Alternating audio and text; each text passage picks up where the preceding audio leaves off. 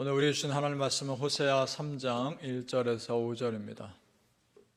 구약성경 호세아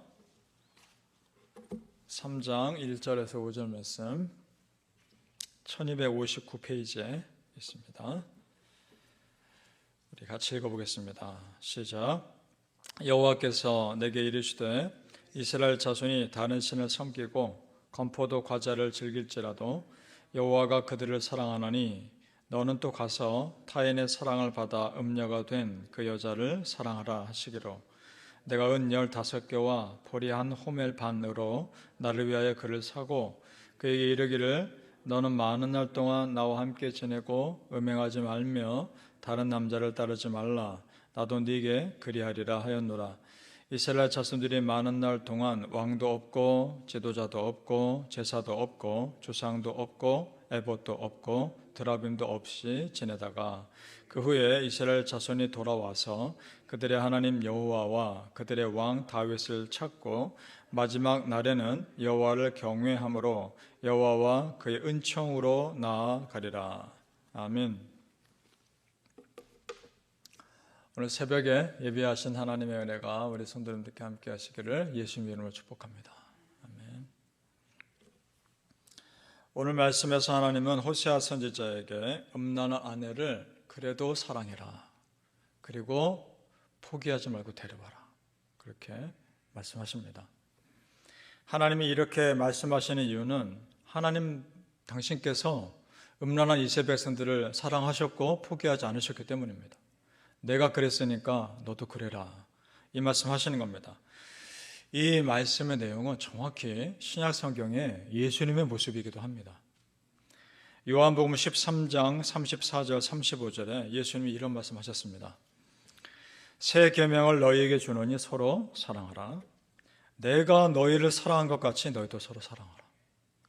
너희가 서로 사랑하면 이로써 모든 사람이 너희가 내 제자인 줄 알리라. 아멘. 같은 말 아닙니까? 하나님도 지금 똑같은 겁니다. 내가 사랑했으니까 너도 그 사랑 보여서 네가 하나님의 사람이라는 걸 드러내라. 그 말하고 계시는 겁니다. 같은 하나님이니까 같은 마음으로 백성들을 대하는 것은 당연한 겁니다. 그런데 그 여인을 데려올 때 대가가 필요했습니다. 값을 치루어야 했습니다. 오늘 2절에 보니까 이렇게 되어 있죠. 내가 은 15개와 보리 한 호멜 반으로 나를 위해 그를 사고 라 되어 있습니다. 은 15개, 보리 한 호멜 반. 사실 보리 한 호멜 반도 은 15세겔입니다. 그러니까 지금 은 30세겔이라는 겁니다. 이 여인을 값을 데리고 와야 되는데 그 값이 30세겔입니다. 그것이 그 당시에 노예 한 사람 값이었습니다. 그러니까 지금 이 호세아 아내는 어딘가 붙잡힌 겁니다. 붙잡혀서 노예처럼 살고 있었던 겁니다. 그리고 그 값을 주고 풀어온 거죠. 지금 이것은 이스라엘의 영적 상태이기도 합니다. 도저히 자기 힘으로 빠질 수 없는 죄의 노예 상태로 되어 있는 것을 말씀하고 있는 겁니다. 우리도 마찬가지입니다. 나로서는 도저히 내 죄를 해결할 수 없는 죄의 노예 상태였던 사람들입니다. 그래서 그래서 하나님이 신랑 되신 예수님 보내신 거 아닙니까? 믿으십니까? 그래서 신부인 우리를 건져내신 겁니다. 어디서? 십자가에서. 가룟 유다가 예수님 배신할 때 가룟 유다가 예수님을 얼마에 팝니까? 은 30에 팝니다. 노예 한 사람 몸값에.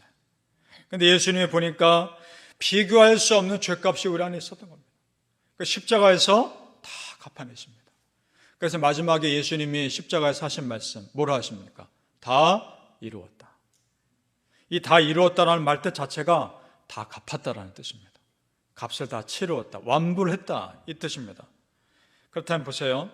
호세아가 한 일은 음란한 아내를 그래도 사랑했고 값을 치르고 건져낸 겁니다. 예수님이 하신 일은 뭡니까? 음란한 죄를 짓고 있는 죄된 백성인 우리를 십자가에서 값을 치르시고 죄의 노예에서 사단의 세력에서 건져내셨습니다. 호세아가 한 일과 예수님이 한 일이 비슷하죠? 호세아의 이름 뜻이 구원입니다. 예수님의 이름 뜻이 여호와는 구원이시답니다. 그러니까 정확히 구약에 있는 예수님의 사역을 예표하신 겁니다. 여러분, 구약시대와 신약시대에 걸쳐서 일관되게 일하시는 하나님이 보이십니까? 그 하나님의 일하심으로 구원하심으로 지금 우리가 이 자리에 있는 줄 믿으시길 바랍니다. 그렇게 다시 돌아온 아내 호세아에게 따뜻하게 위로합니다. 3절 보시죠. 다시 한번 같이 읽어볼까요? 3절 말씀 시작. 그에게 이르기를 너는 많은 날 동안 나와 함께 지내고 음행하지 말며 다른 남자를 따르지 말라. 나도 내게 그리하리라 하였노라. 아멘. 나와 함께 지내라. 내 옆에 있어라. 그게 안전하다. 그리고 나도 너에게 그리하리라. 나도 너 옆에 떠나지 않을 것이다. 그 말합니다. 여러분, 이것이 호세아의 남편의, 그 아내 입장에서 그 남편의 말이었겠지만 이스라엘 백성의 입장에서는 하나님의 말입니다. 내 옆에 있어라. 나도 널 떠나지 않을 것이다. 창세기 28장 15절에 내가 너와 함께 있어 네가 어디로 가든지 너를 지키며 너를 이끌어 이 땅으로 돌아오게 할지라. 내가 너에게 허락한 것을 다 이루기까지 너를 떠나지 아니하리라. 아멘. 내가 비록 아무리 죄된 상태에 있다 할지라도 그래도 나를 사랑하시고 나를 떠나지 않으시는 아버지 하나님이 계심을 감사합니다. 성도님들, 하나님 앞에서 신실한 신부로 살아갑시다. 하나님 품을 만족하며 그 은혜에 충분히 감사하며 삽시다. 우리를 만족하지 못하게 하고 우리 마음을 힘들게 하는 일들이 일어날 수도 있을 텐데 그때 다른 거 생각할 거 없습니다. 십자가 생각하십시오. 내 더러운 죄를 완전히 다 씻으시고 완벽하게 회복하신 그 십자가 큰 은혜만 생각하십시오. 그 큰 은혜가 내 마음과 생각을 지키실 겁니다. 잠언 4장 23절 모든 지킬 만한 것 중에 더욱 네 마음을 지켜라. 생명의 근원이 이에서 남이니라. 아멘. 그렇습니다. 마음 빼앗기면 다 빼앗긴 겁니다. 마음 지키면 다 지킨 겁니다. 마음만 지키고 있으십시오. 그러면 나는 그 자리에, 그 믿음의 자리에 그 자리에 있을 겁니다. 사랑하는 성도님들이요, 하나님을 향한 절대 믿음 흔들지 마시고 오직 여호와 하나님만을 감사하며 만족하며 사시기를 예수님의 이름으로 축복합니다. 아멘. 하나님과 이스라엘 백성들의 관계가 다시 회복되기까지 그래도 낮아짐의 시간이 필요했던 것 같습니다.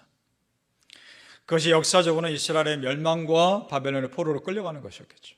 오늘 말씀이 나옵니다. 4절 말씀 제가 다시 읽어보겠습니다. 4절 이스라엘 자손들이 많은 날 동안 왕도 없고 지도자도 없고 라고 되어 있습니다. 자, 나라가 멸망한 겁니다. 그런 시간이 있을 것이다. 그 다음 구절 제사도 없고 예배도 못 드릴 겁니다.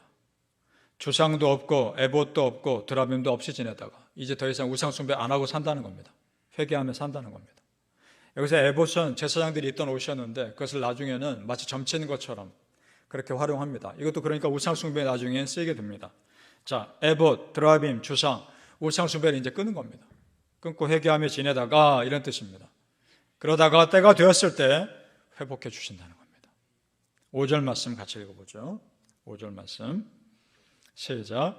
그 후에 이스라엘 자손이 돌아와서 그들의 하나님 여호와와 그들의 왕 다윗을 찾고 마지막 날에는 여호와를 경외함으로 여호와와 그의 은총으로 나아가리라. 아멘. 여기서 이상한 부분이 있죠.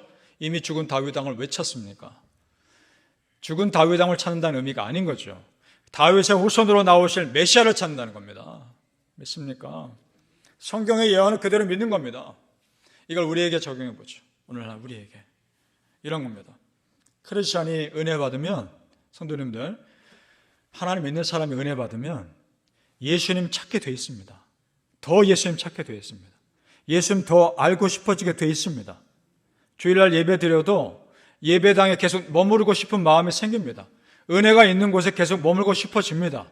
은혜 받으면 그렇게 됩니다. 하나님 찾게 돼 있단 말입니다. 그러니까 지금 이스라엘 백성들이 포로에서 돌아와서 하나님 찾는다는 얘기는 어느 정도 은혜를 회복했다는 겁니다. 성도님들, 지금 여러분은 뭘 찾고 있습니까? 여러분의 삶의 중심에는 무엇이 있습니까? 그것이 나의 영적 상태를 말해주는 겁니다. 우리의 삶의 중심이 예수님이어야 합니다. 교회 중심이셔야 합니다. 이것은 내가 어떻게 푸시한다고 되는 일이 아니라 은혜 받으면 자연스럽게 그렇게 됩니다. 예수 중심의 삶 찾고 예수 중심의 삶을 살아갈 때 우리 삶의 복잡한 것들이 하나 둘씩 정리되어 가는 것을 느껴지실 겁니다. 시편 73편 28절에 이런 말씀이 있죠. 하나님께 가까이함이 내게 복이라. 내가 주 여호와를 나의 피난처로 삼아 주의 모든 행적을 전파하리이다. 아멘. 그렇습니다. 우리가 복받는 가장 확실한 길은 여호와 하나님을 가까이 하는 것입니다. 믿습니까? 예수님 가까이 하시고 성령님의 은혜를 사모하십시오. 사랑하는 성도님들, 우리 평생을 하나님 가까이 하시고 그 하나님의 은혜를 사모하며 사시기를 예수님 이름으로 축복합니다. 아멘. 기도하겠습니다. 아버지 하나님, 은혜를 감사합니다. 십자가의 은혜 바라보게 하시고 나로서는 어찌할 수 없는 죄된 상태에서 나를 건지신 신랑 되신 우리 예수님, 그 죄값을 다 감당하시고 다 이뤘다 하신 그 예수님의 은혜가 나를 살렸습니다. 이제는 우리가 예수님을 사랑하며 살게 하옵소서. 이제는 우리가 예수님 품에 만족하며 살게 하옵소서. 아버지 하나님, 그 은혜가 참 큽니다. 내 마음이 흔들리고 내 안에 속상한 일이 있을 때 십자가 바라보게 하여 주옵소서. 이 어떤 것과 비교하시면 절대적이고 완전하고 그 크신 사랑 바라보며 우리 마음을 지키게 하여 주시옵소서. 그렇습니다. 하나님, 나는 절대 흔들리지 않습니다. 내 마음 절대 흔들리지 않습니다. 십자가 바라보며 갈 것입니다. 아버지 하나님, 붙잡아 주시옵시고 그 보혈의 은혜가 우리 성도님들의 마음을 깊이 덮어 주시옵소서. 감사하며 예수님의 이름으로 기도합나이다. 아멘.